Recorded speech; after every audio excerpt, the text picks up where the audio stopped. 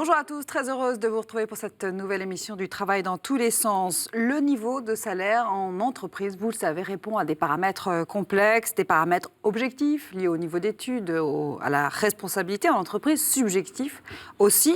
Pourrait-on dès lors imaginer fixer un salaire en fonction des besoins réels du salarié, et si oui, comment définir ces besoins réels? Messieurs, c'est à vous que je vais poser la question, et quelque chose me dit que peut-être vous n'allez pas être d'accord. Joseph Touvenel, bonjour. Bonjour. Vice-président de la CFTC. Jean-Luc Tesson, bonjour. Bonjour. Chef d'entreprise et membre des EDC, entrepreneurs et dirigeants chrétiens. Joseph, c'est vous qui ouvrez le feu. Alors, un salaire proportionné à mes besoins, c'est révolutionnaire, utopique, totalement irréalisable. Il faut déjà qu'on se mette d'accord sur ce qu'est un besoin. Alors, si c'est le besoin, c'est besoin fondamental, la réponse est oui. Alors, les besoins, il y a d'abord les besoins fondamentaux, c'est pouvoir se loger, se nourrir, s'habiller. Je pense que la réponse est oui. Après, dans les besoins, il y a le besoin, ce qu'on appelle primaire, c'est l'éducation, c'est-à-dire avoir accès à l'éducation, à l'instruction. Il me semble que la réponse est oui. Et le troisième besoin, c'est le besoin qui permet de répondre à ses aspirations profondes. Et il me semble que la réponse est oui. Après, si besoin, c'est pouvoir partir aux Caraïbes pendant 6 mois, la réponse est non. Mais il faut poser le principe de dire la construction économique doit répondre aux besoins fondamentaux, primaires, secondaires, besoins essentiels de la vie humaine. La réponse est oui. Oui, alors, je voudrais simplement citer une phrase de Saint Thomas. Vous avez des besoins qui sont autres que ceux de Joseph. Vous avez besoin de partir aux Caraïbes tous les 6 mois. Non. Saint Thomas d'Aquin avait écrit « Le travail éloigne de nous 3 grands mots, l'ennui, le vice et le besoin ». Alors, on va s'occuper aujourd'hui du besoin, on parlera une autre fois du vice et de l'ennui, mais en plus sérieusement, la question n'est pas tellement de savoir si le salaire doit être suffisant pour couvrir les besoins et les besoins fondamentaux dont parlait Joseph, et là je suis complètement d'accord avec Joseph, mais je crois que votre question c'était est-ce que le salaire doit être proportionnel aux besoins réels des salariés? C'est bien ça. Alors clairement, exactement. Non, même si, parce que ça a déjà été proposé dans le passé, enfin, c'est quand même une des bases du marxisme, c'est-à-dire recevoir selon ses besoins et contribuer selon sa force, en tout cas selon ses œuvres. Et là, c'est un autre débat. Encore faut-il mais contribuer selon sa force ou ses œuvres, c'est finalement un peu la parabole des talents. Et est-ce que si on exerce bien ses talents, on doit être récompensé en conséquence, indépendamment de ses besoins, c'est encore un autre débat.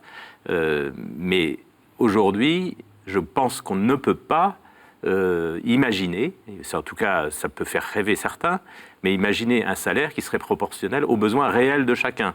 Parce que comme le disait Joseph, il faut définir ce qu'est un besoin, mais surtout, le plus dur, c'est de définir un besoin réel. Réel. En même temps, il y a des besoins objectifs. Une mère de famille nombreuse a des besoins sans doute supérieurs qu'un chef d'entreprise célibataire sans enfant. Et dans ces cas-là, elle devrait être mieux rémunérée que le chef d'entreprise. Si on ça s'appelle les allocations familiales qu'on est en train de détruire depuis des décennies. Mais c'est pour ça qu'elles ont été mises en place. Pour cet exemple, c'était exactement ça. Entre un salarié qui était célibataire et un autre qui avait charge de famille, les allocations familiales ont été faites pour que justement ce problème ne se pose pas, mais ça fait des décennies qu'on est en train de les détruire. Il faudrait peut-être arrêter la destruction de la politique familiale. Et cette prise en compte, alors je suis complètement d'accord avec Joseph là-dessus, mais cette prise en compte des besoins des salariés, c'est pas à l'employeur de la gérer, c'est à la société éventuellement.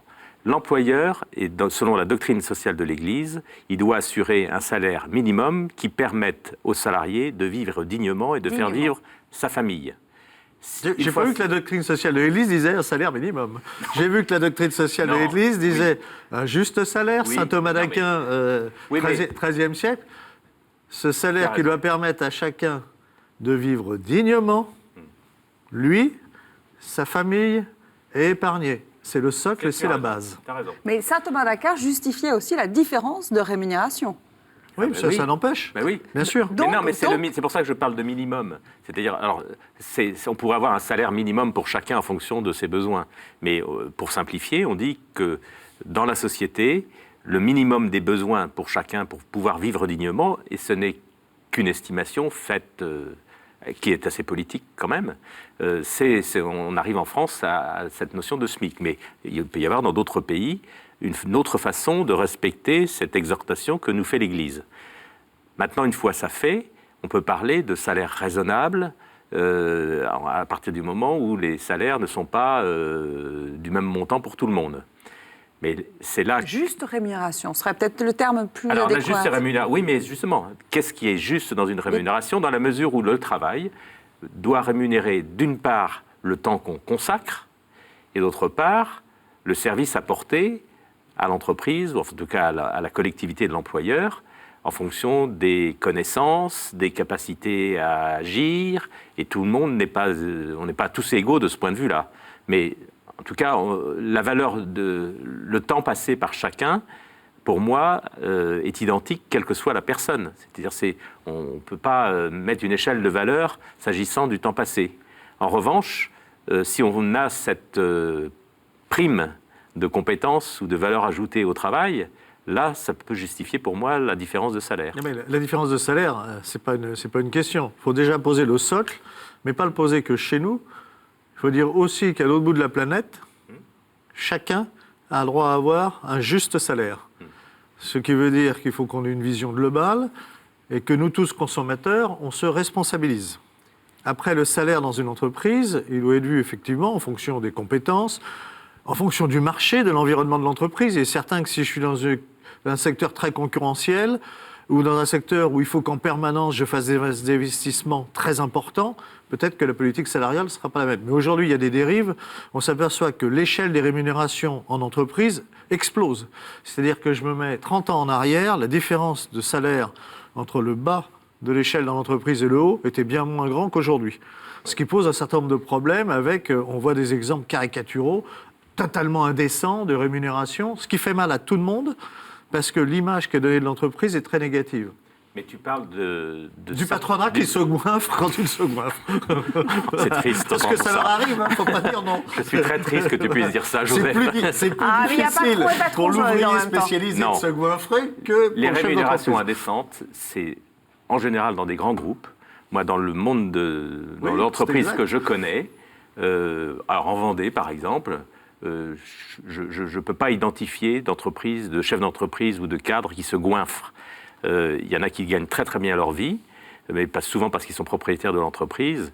Mais il ne faut pas stigmatiser le patronat de cette façon-là. Non, je ne stigmatise pas le patronat, je dis que l'échelle a explosé. Oui, mais c'est dans certaines catégories d'entreprises. Oui, et je dis que ça, c'est négatif pour tout le monde. Mais c'est exact, il faut en revenir à des pratiques plus saines.